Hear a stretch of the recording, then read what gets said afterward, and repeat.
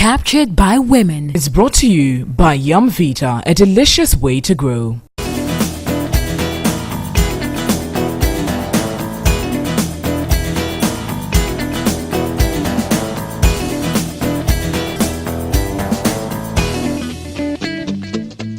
We are back on your screens once again for another interesting edition of Captured by Women. As always, the show is sponsored by Yum Vita, a delicious way to grow. And as you know, I co-host this show with the beautiful Amma and Petra. Well, on our plate today, we have a lot to discuss. We will start by taking a spin on the depreciation of the cedi, and then would have a guest from the Meteo Agency join us to discuss their communication network and how they disseminate information on the weather. And then would also have an official from the National Ambulance Service to talk to us about the agency and their work. We will also spotlight an amazing woman who has done great work and has overcome so many challenges and is still excelling in her field of endeavor. Then on lifestyle, we will demonstrate how you can give basic life support when someone, a dear one, maybe at home or at work or wherever, collapses. So as you can see, there's a lot to learn, there's a lot to talk about. So please stay with us, don't move a muscle. The show returns right after this break.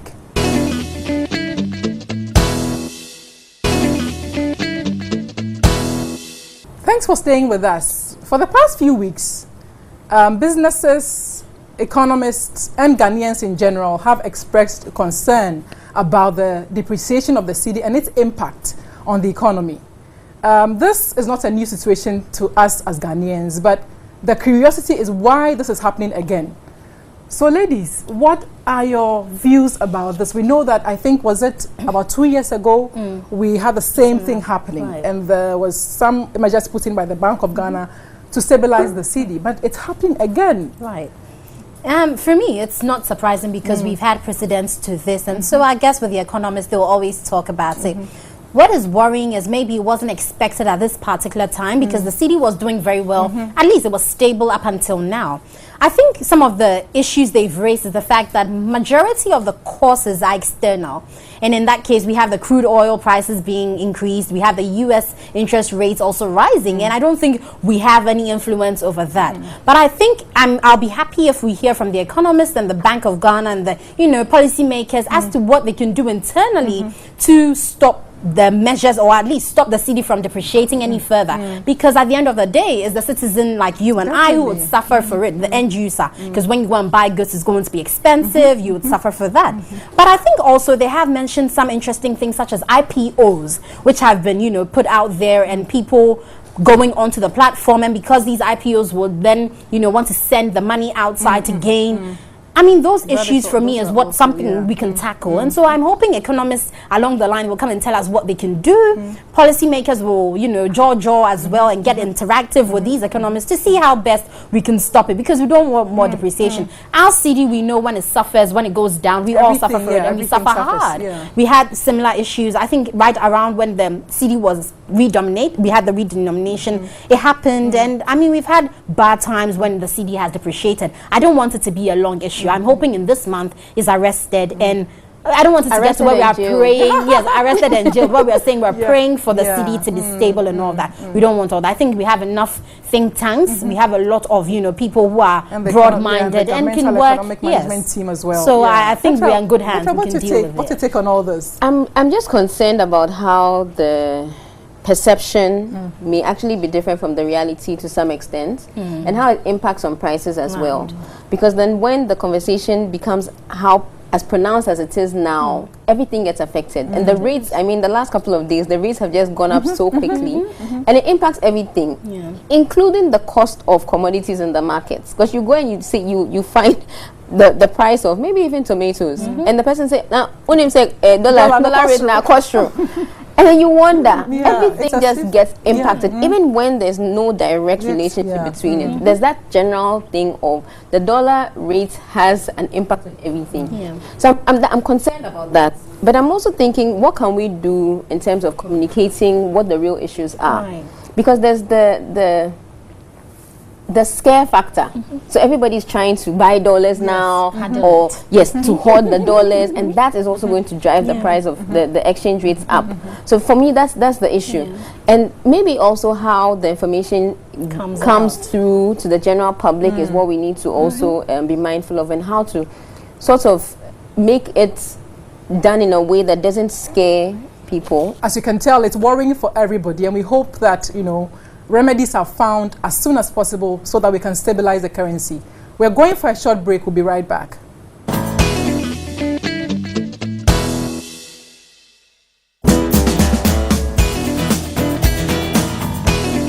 Welcome back. For the past couple of weeks, we've been discussing the issue of flooding, not just in Accra, but across the country. And last week, unfortunately, we had flooding in Kumasi, and there was some amount of loss of life and property. Today in studio to help us discuss and understand exactly what the challenges are with dissemination of information, we have Felicity Ahiafiano, who is the Principal Met Officer and Deputy Head of Central Forecasting and Analysis of GMET. And I have a permission not to say the full word. Because it's a mouthful. Because the mouthful.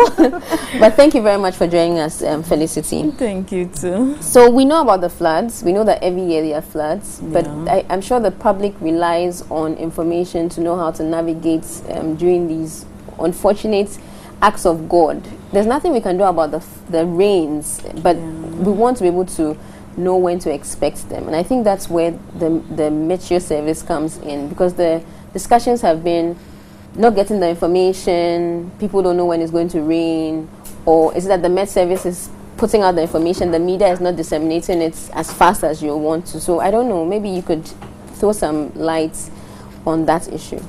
Okay, thank you very much. To start with, GMET, we have been up and doing over the years. And currently we have the Central Forecast Office established. We have our sector minister who even launched it or commissioned it on the 3rd of March this year. So we have been in operation. But before then too, we have an office that we have at the airport office. We normally call it Kiamu. We have trained forecasters over there that works 24/7.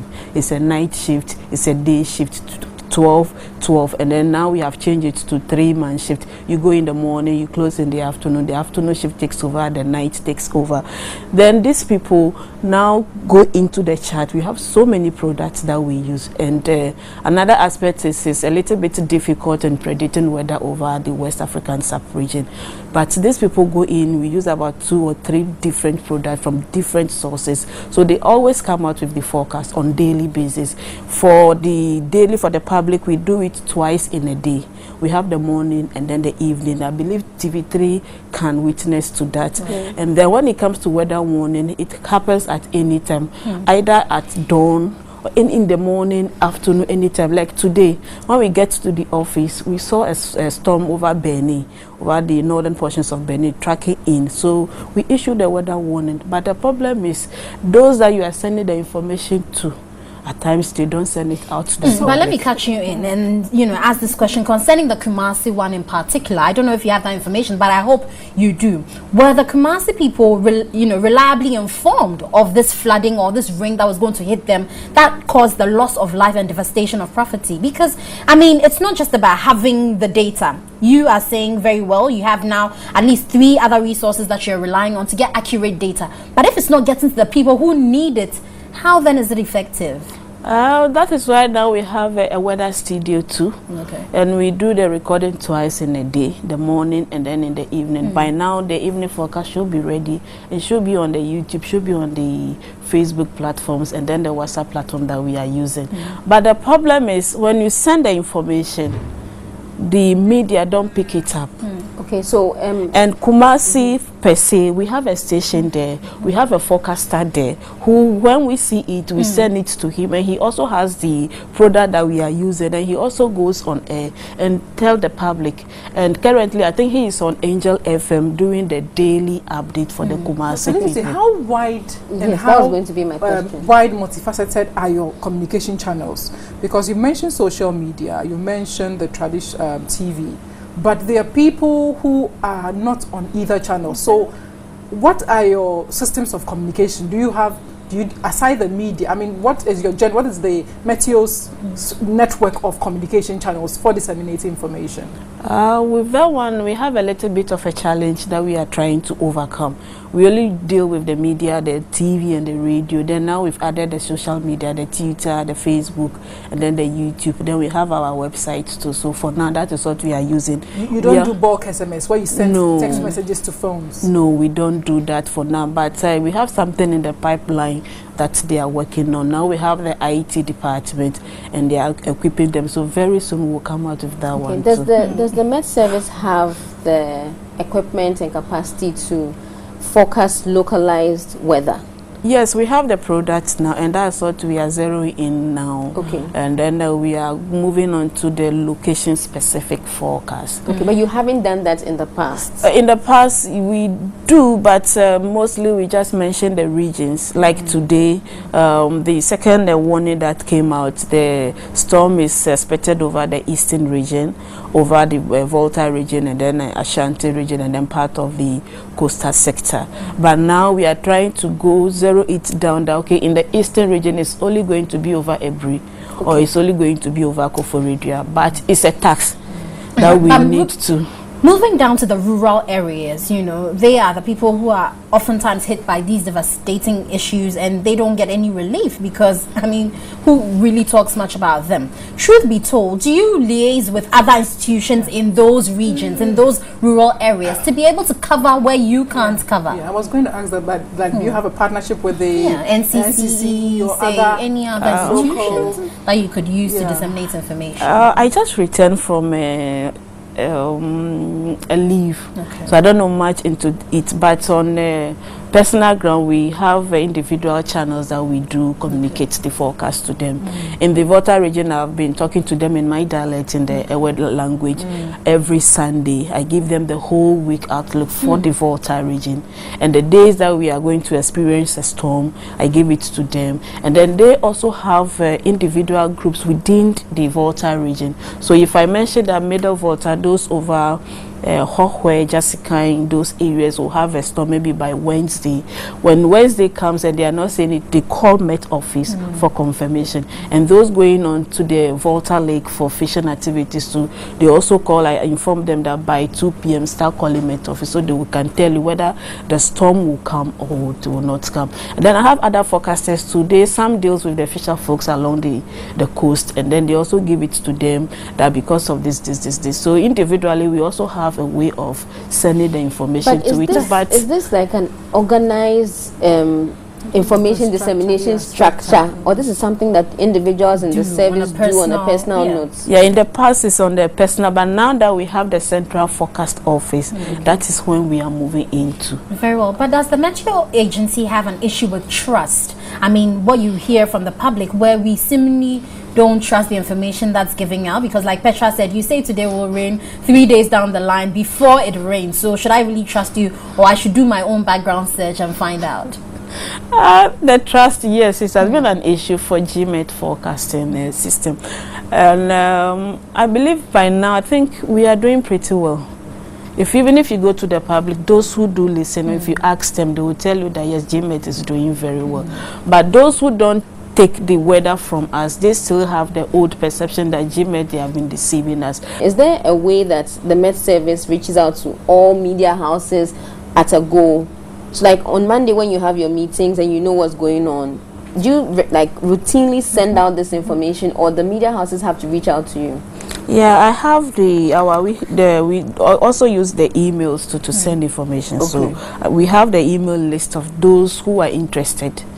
But so they have to send you a note to let you know if they're interested before you respond to them. Yes. But it shouldn't be about interest though. I think you should have like no. At times you call somebody that's a weather warning. I think I remember they're calling TV3 those days too. The weather warning. They said they have something doing. So what should I do? No. So if you are interested in it and you let me know that you are interested, you give us your details. Very well. We use the fast machines to send the information to them. Fax? Yes. We still use it. Let me come back to you concerning the media communication, where they say they have a program. Yes, because media houses are run as businesses. We said this the other time, and they have content. So if in the middle of a movie you send information, and because of the trust issue, where they haven't received that much, faith in the system, because if I interrupt my movie and say there's going to be rain, everyone huddle together, find a place, and then they run and leave the movie, and nothing happens, they're not going to start trusting that media house for reporting your wrong information. So I think it's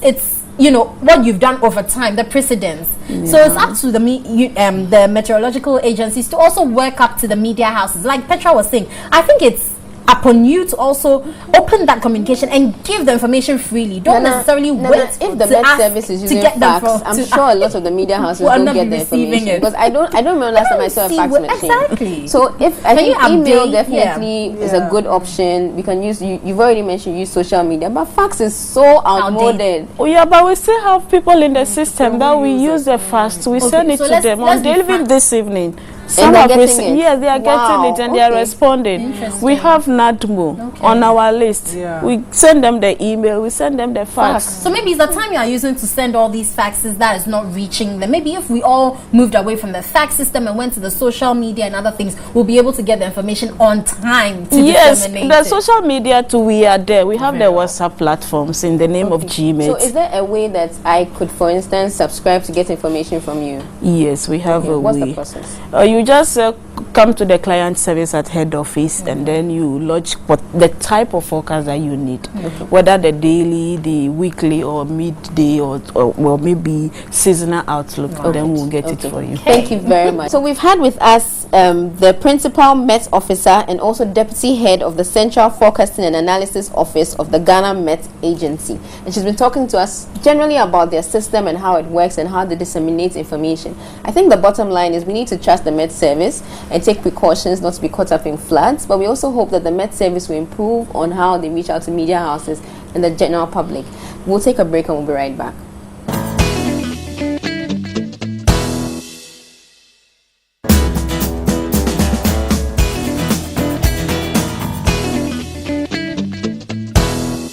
So last week, Friday, an unfortunate incident that claimed the life of their former vice president happened at the 37 hospital. And we're told this happened at the gym.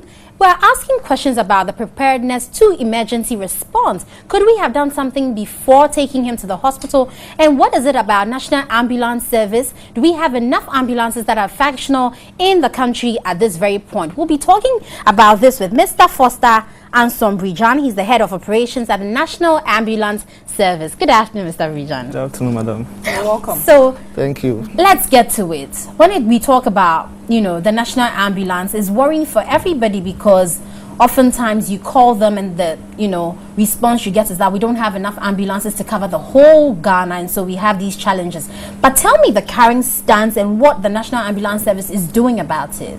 Okay, thank you very much. And greetings to all your shared viewers. Yeah, indeed, National Ambulance Service have been in the system for quite some time now. Yeah. Currently, we have about 130 ambulance stations across the country. Unfortunately, some of the stations are not functioning in terms of availability of ambulances, just because the current ambulances we are using were brought in around 2011, and we started using them from 2012. And normally, because of the kind of work that we do, by the 5th year, the ambulances have grown beyond maximum lifespan. So for that matter, we experience a lot of breakdowns, especially engine components and other things starts falling, and as a result of that, our maintenance costs increases. And for that matter, the little resources that we have all goes into maintenance. So it will come to a point that there will be not enough money to continue to repair the vehicles. And for that matter, currently as we speak now, we have just about 55 ambulances working around the country. Out of which number? Out of about 130 stations, only 55 of the stations are functioning with ambulances which are actually working. So that's the situation we find ourselves now. Well, that sounds like an unfortunate situation, because our worry then is, so supposing, we call the National Ambulance Service today for an ambulance concerning an emergency situation. is there a likelihood that we'll be told we don't have the ambulances because of the challenge you have? Not really. Okay. You see, any case that is we need to be responded to. First, your call will go to our dispatch center. They will interrogate you to find exactly what the problems are.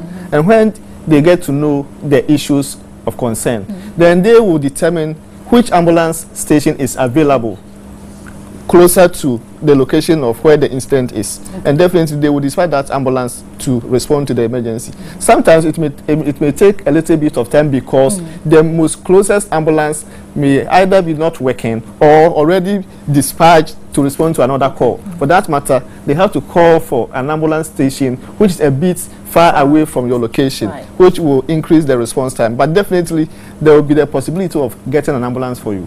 For you, National Ambulance, where I have a problem with you is, like you said, we know the vehicles will run out of their lifespan in a particular year. Yes. And so could we have started making arrangements or putting pressure on the government ahead of last year to make sure that they do let this? me also explain that even before this government came in, the previous government made an effort to get us new ambulances because, as I said, by the 5th year, the ambulances are getting older and the problems starts coming up. So the previous government made an effort to get us a new vehicles. And remember, it's in the news that some 30 ambulances came in with series of problems, which they are all packed somewhere. Yes, that was the time that the previous government made an effort to bring in new ambulances, so that by the time we are in our 5th year, those ambulances are already in to replace these ones. Unfortunately, along the line, the procurement processes went bad because of the supplier who was supposed to bring these ambulances in. The ambulances that came were below standard. So when we inspected them, we realized that they are not within the type of ambulance that we were looking for. We wrote a report on them to reject those ambulances, or for something to be done to improve the situation that they were brought in. Okay, so I'm also worried about the fueling of the ambulances because that's one big issue there. And it seems like government hasn't set out an agency or a board to supervise how, we run the National Ambulance Service concerning your costs. So as of now, what is the plan for you? As we speak now, National Ambulance Service has no dedicated source of funding. We depend on the ministry to give us allocations from government, whatever is being given to any government agency. That's the same way we are also being provided. So sometimes government also, we know that there are so many agencies, even within the Ministry of Health alone, there are so many agencies. So it comes to a time that the releases will not be coming as expected, and we become cash strapped. In that case, fueling the ambulance become an issue. So maintenance of the vehicles become an issue. In that case, we ask that if we come and pick you from hospital to hospital, then we ask you to support us with fuel. But in rare emergencies, that's what happens. That's the reality. In rare emergencies, when somebody has collapsed and we need to transport a person, somebody is involved in a road crash, we need to go stabilize and manage and transport the person. We don't ask for any fuel support. That one is free. The only time we ask for fuel support is when you are stabilized in the hospital and we are to move you from a lower level of care to a higher level of care, maybe from a DC hospital to Komfanochi to Kolebu. That is the time that the personnel will ask that, please support us a little bit of fuel to enable us to transport. Because if you don't do that, the time that there will be rare emergency, when you are down and nobody is around you, and we call the ambulance, and they will say that we don't have fuel, so we can't come.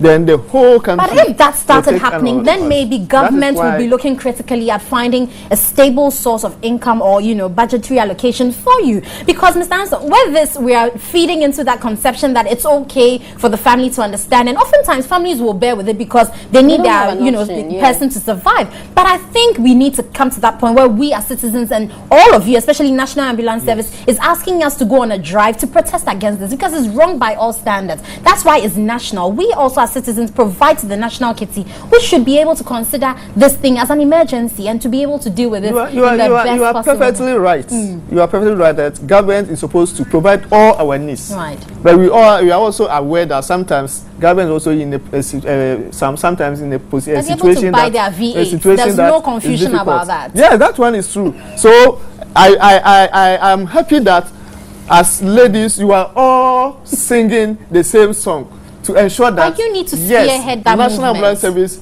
is provided with all that they need to enable us to perform our I'm concerned duty. about just one more thing. Yes, the madam. cost of fuel. Is there a set cost, and do families get receipted for the amount of money they pay? Yeah, currently the situation we find ourselves is we don't have even the legal backing to enable us to do charge. certain things. Okay. So it is a way of negotiating with the family that please support us a little bit. So sometimes they even ask that, okay, send us to the fuel filling station. Does Buy, that mean and then we that take even your the receipt. driver can collect any amount of money? Exactly. Not at all, but that charge one, whatever. we actually have way of monitoring to ensure that they are not abusing what Anyway, with the many Anyway. limitations that We Mr. have to- Foster and Son Bridjan and his team has, we're all going to champion this fight again for the National Ambulance Service to make sure, government allocates some money and resources to the maintenance and fueling of the ambulances. So when you and I need one, we Yes. can make sure we get one. Thank you so much, Mr. Foster and Son Bridjan. He's the head of operations for the National Ambulance. And we'll take a break at this point. We'll be back with more here on Captured by Women.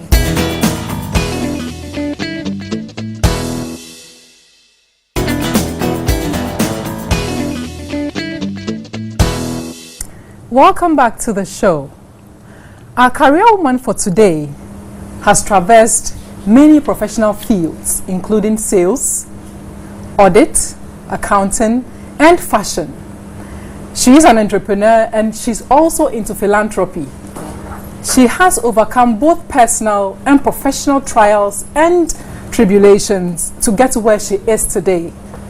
It's our honor to feature Theresa MBA Minta, who is the owner and creative director of MBA Mode, on the show today.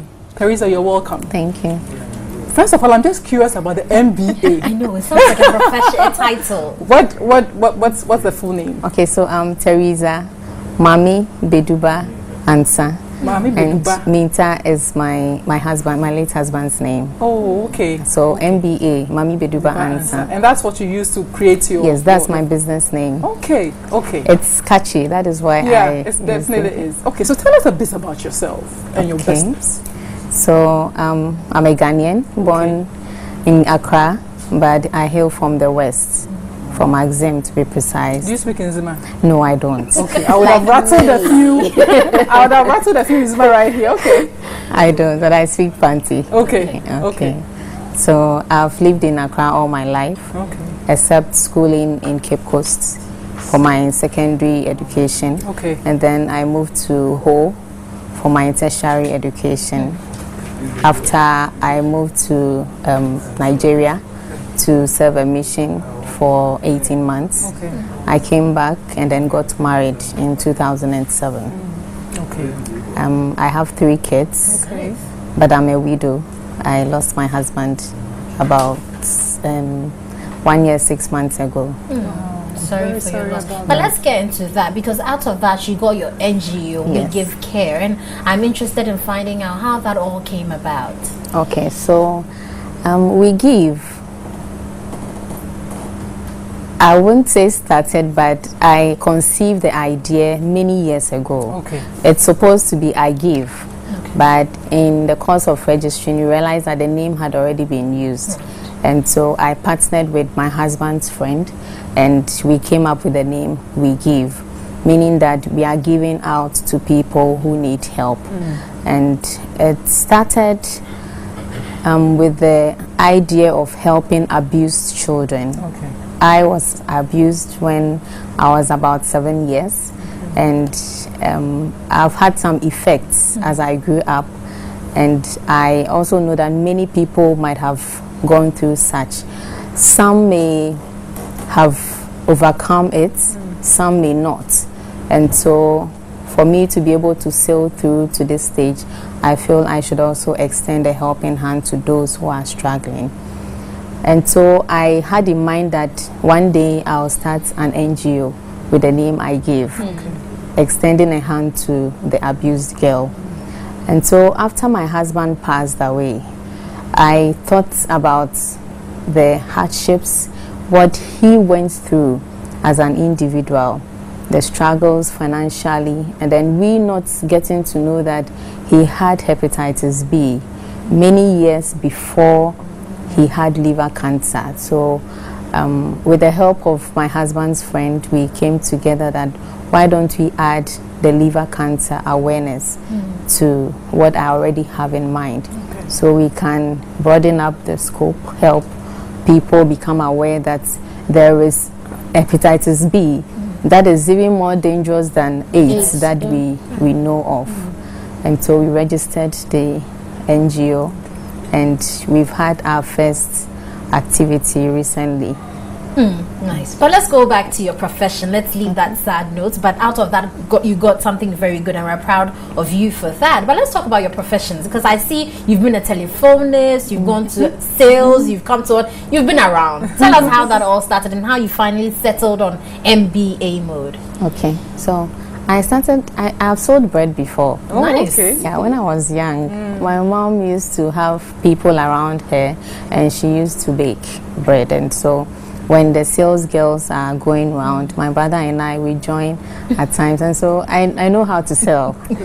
But after school, secondary school, I had my first paid job as a telephonist and a sales girl.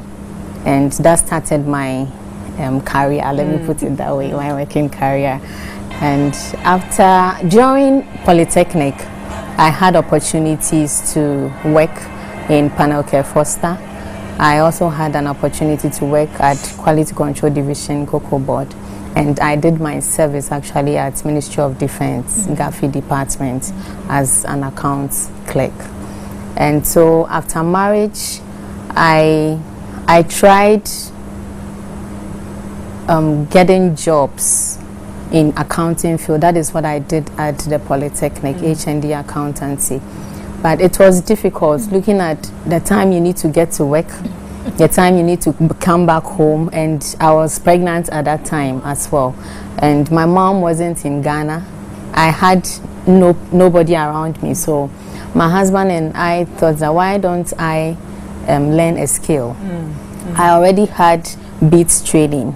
I was making jewelry out of beads and selling. My husband was helping me. Okay. I remember we could go to Dodowa. There's a bead making factory there. We could go there together, get the beads. I come and then I string them and sell.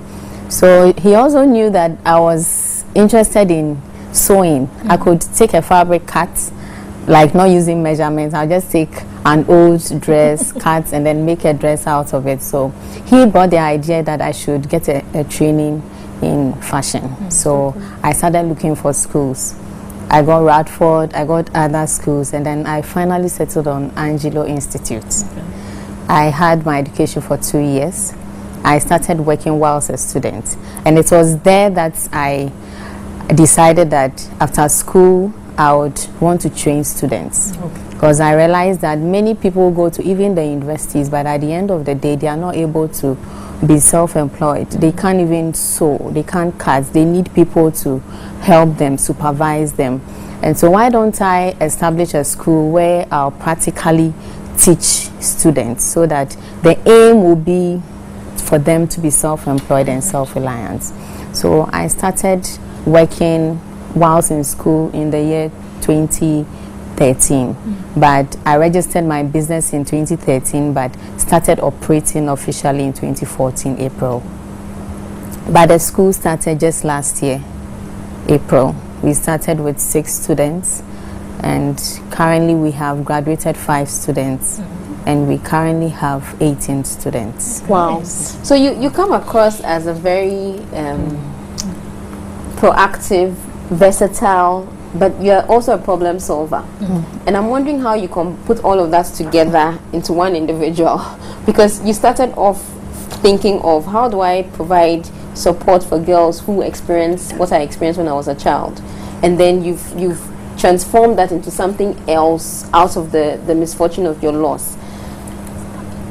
How do you put all of that together? So the 3 children you have to take care of.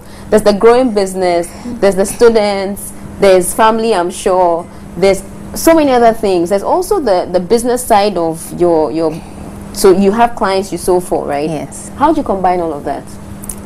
I won't say it's not difficult. It is, but I feel when you schedule your time, you'll be able to do many things at a time. And it's my passion. When you love something, you put your all into it. If you do not love it, it will be difficult. But despite the difficulty aspects, because I love what I do, I still do it. And so at home, yes, I take care of my kids, my 3. I don't have a house help. I do it all. No, I do it all by myself. Oh, okay. It's just 3 months ago that my dad had to move in with us because we are alone. And so as I'm here, I had to drop the kids at home. He's helping stay with them. And at work, I have workers, employees as well. We are 5 in total. We work together. And so when I'm not at posts at work, there are people who take charge. And with the WIGI Foundation, I have a partner, like I said. He's a co-director. He's in Takoradi. And we communicate via WhatsApp, like we do things online. So when we have to schedule for a program, we do everything online. We come together. We have other volunteers as well who also come on board to help. So okay. Finally, I would just like to find out how, life after your husband was, because you've got 3 children who were, I'm sure, going through a challenging time trying to find their feet, and yourself, it must have been difficult for you. Just give an advice out there how you were able to brace the situation and 1 year, 6 months down the line be here. I don't know how people take it, especially women who lose their husbands. It is difficult, but I feel my work has helped me. I recovered so quickly. I had advice from church leaders as well, so it helped me recover. But the advice I'll give is to, especially our in-laws, they should help the widows. We shouldn't be left on our own. I feel when they come in to support, it will help. Not financially, no, but they should be around, especially when there are kids involved. The kids will grow up, and when they do not even know who their uncle is, who their auntie is, it will be a shame in future. So my advice is specifically going to our families, like the in-laws especially, that they should come around. We shouldn't blame the women for something that they have not done. For with death, there's a natural death, and death is part of our life journey on this earth. Without death, we cannot go back to our Heavenly Father. And if the Lord decides that He is taking His child from this existence, no one can do anything about it. Thank you very much, Teresa, for coming. Certainly, you are an inspiration to everybody watching the show. Your story is inspiring. It will certainly help somebody to probably go through a similar challenge, or to go beyond what they're going through right now. So thank you very much for coming. So we've just featured Teresa MBA Minta. I love the MBA. Who is the owner and creative director for MBA Mode, a fashion house. She shared her story and her journey so far. Please take and stay with us. The show continues.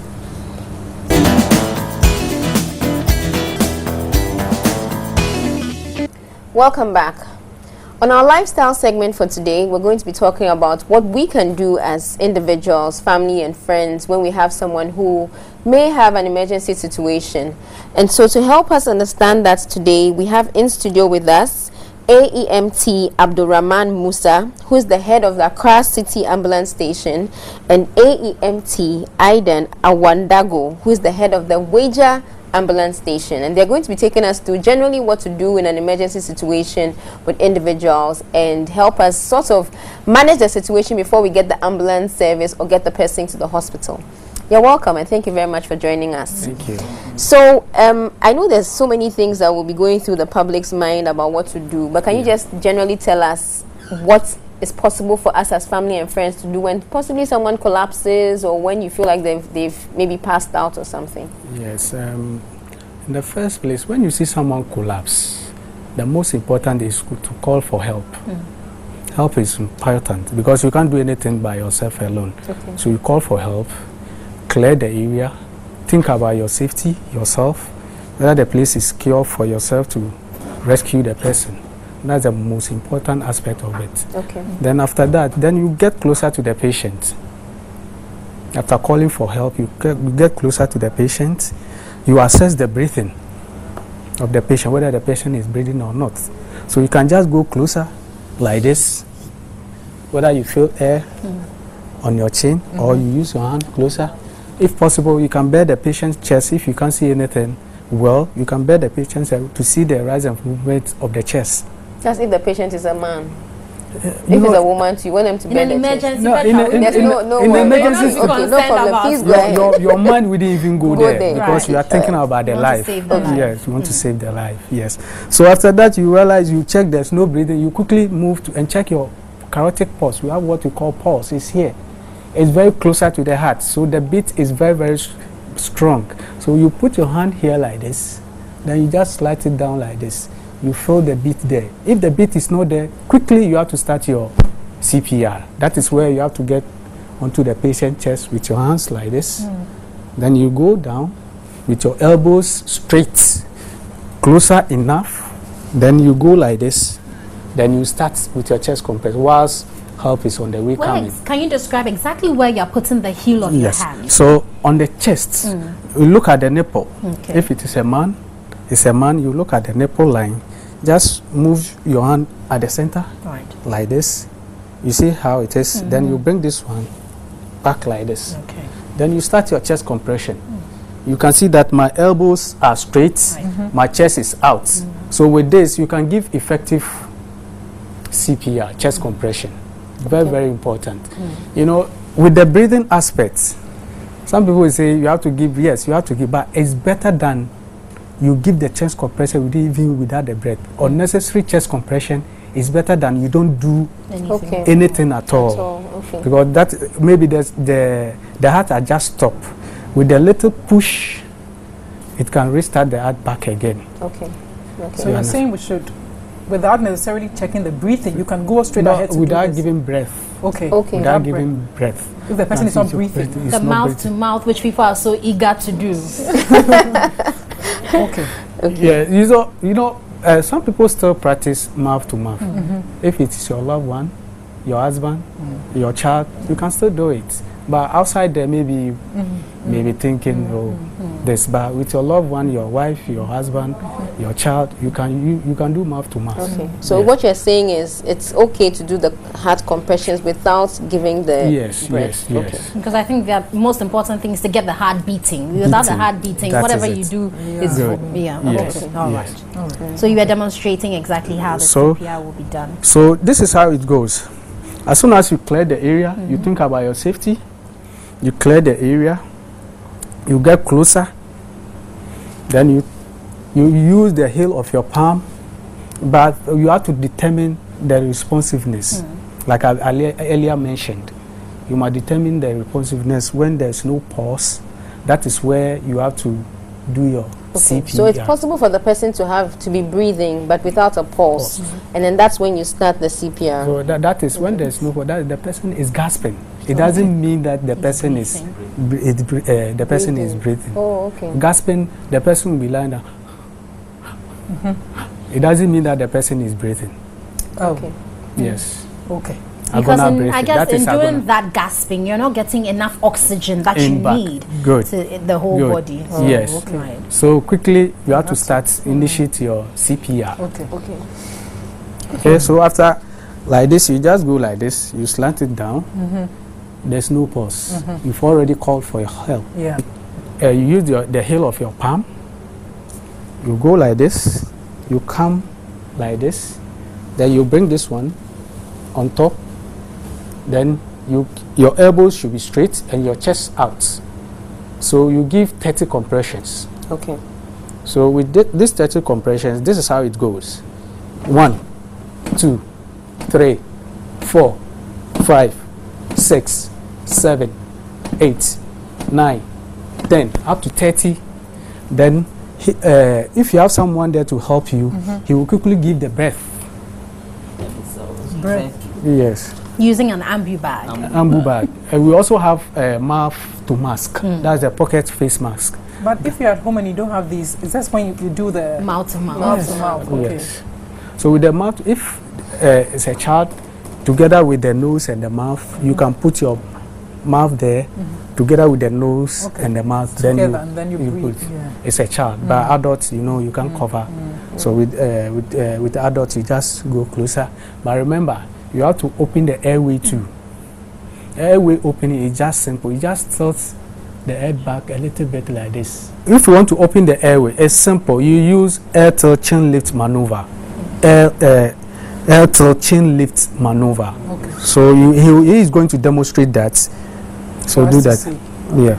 So Place your hand this here. you just place your hand on the forehead and one hand under the chin. So air tilt chin lift maneuver. Okay. That's what he's doing. And what is this supposed to serve? So this is going to open the airway. When the tongue is blocking the airway, it's easy for it to open the airway. Okay. So the tongue, when someone lies down, the tongue falls back so easily. So when you are able to tilt it, tilt it small, it opens the airway. Okay. Okay. So that's the air tilt chin lift maneuver. Okay. Good. So then after you've done this, then you do the mouth to mouth, and then you come back and resume the chest compressions. compression. So you do both intermittently. Yes. So the person Yes. shows signs of life. Signs of Or life. at least till the ambulance arrives. Yes, Yeah. the first, the paramedics arrive. Okay. So with this, after you just finish this, you come back to the chest, and the minimum interruption that you have to do is it should be 5 seconds, not more than 10 seconds. Okay. How do you mean? Like if I'm going to interrupt, it should be 5 seconds, but not more than 10 seconds. So if I'm to give the chest compression, and he's going to do this, it shouldn't take him more than 10 seconds to give the breath. Okay. So as soon as he's finished, I also come back here, down here, Okay. to continue with it. So Yeah. we will not It's back to interrupt. back. So I guess Yes. the important thing there too is the person doing the chest compressions doesn't remove his hand to sort of watch the one giving the breath. Yes. You still put your hand there Yes. ready for him to finish, and you Good. take up. Good. But when you are counting, because we want to minimize time, when I'm counting, I have to count it loudly for him to hear.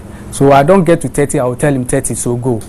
So I have to count it 1, 2, 3, 4, 5, up to 30. So 30, he will quickly, Do his 2. is 2. Then I also come back. As soon as it's finished, I also take What over. about if you're home and you're the only person trying to do both? How do you manage that? That's why we also always have to call for help. But if you're the only person who But even the know how ambulance to service, do there are it. no ambulances as well. So where are we calling? Oh, they are there. The So first, you're ambulances not are only there. calling ambulance. You're shouting for help. That Anyone is it. around, Around you know, should come. at least in Ghana, once you shout, Somebody will someone will come. come. Then at least if you are doing chest compressions, you stand by Yeah. for the breaths, awaiting the ambulance. Yes. And Yes, at least they doctor. can even then call the ambulance for you because you are concentrating on doing the chest compressions, I guess. Yeah. So it's not all looking gloomy. Yes, Let's yes. not do that. So basically, it means that when people call out, we shouldn't quickly bundle them into taxis like Good. we do. Good. We should quickly Good. do this before we Good. bundle them into Good. taxis. You should be able to at least assess something and see what can I do? Can I open the airway? There's no pulse? What should I do? Should I do chest compression? This is the basic things all should know. Okay. Okay. I think that's fundamental, because what we do is we just pack them and try and get them into the hospital. And let me tell you, if you go to Mokala and you should collapse right now, you'll be surprised where they will get garlic, they will get tin tomatoes, they have to goggle you these things down into you. So, but it's just the basic thing that you have You to should do. know. Yeah. Okay. Well, Thank you very much for joining us. I'm sure that our viewers at home have learned a few tips to help us be able to respond in emergency situations. And I have learned a lot because from my old days in Red Cross, I think there have been some new ideas and ways of going about this. You don't just go and do mouth to mouth as quickly as you can, but you do the heart compressions as well. So thank you very much for joining us, and we'll definitely call on you again because there's more to know about emergency response and what people can do. We'll take a quick break and we'll be right back. Well, I'm sure you've had a very interesting time with us here because we started off talking about who will arrest that falling cedi. I'm sure we're all concerned about it because we suffer when we go out there to buy the goods that you use at home, be it your milk, your tea, your sugar, all will be affected. So we've asked those questions and we hope that it will be arrested and jailed as soon as possible. Then we also spoke about the Meteorological Agency and the alerts that are issued out. All this was in light of Kumasi's floods and the lives that were lost because earlier on they had attacked the media for not putting out the information on time, but also we hear the information didn't even get to the people who needed to hear it to take the precautionary measures that were necessary. But she spoke to us here and told us some measures that are being put in place at the Meteorological Service to make sure this doesn't happen again. Then we also spoke to the National Ambulance Service talking about emergency response, the fact that we don't have enough ambulances, but some measures are also being put in place again to make sure that when you call 193 you do get an ambulance to respond to your call. Then we demonstrated some basic life support involving CPR, how best you can help someone who collapses on the site where you are. At least you can do some basic emergency before the EMTs arrive. And then finally we spoke to a well-accomplished woman who also is a widow but has been able to brace all that and is doing very well in her career, owning a fashion house, MBA mode. And you saw that beautiful dress she was wearing. If you want one, you just need to contact her. She is at Teshin in Accra. That's not too far. I'm sure you can find her on some social media platform and get her to give you that beautiful dress and support her, of course, because her NGO says we give, and certainly we all want to give and brighten the light of someone out there. Anyway, that's all we've had for you on the show. Myself, Petra, and Rosamond. It's goodbye from us. Proudly sponsored by Yamvita, a delicious way to grow. We say thank you to them. So join us same time next week. It's goodbye from us here. Bye. Bye.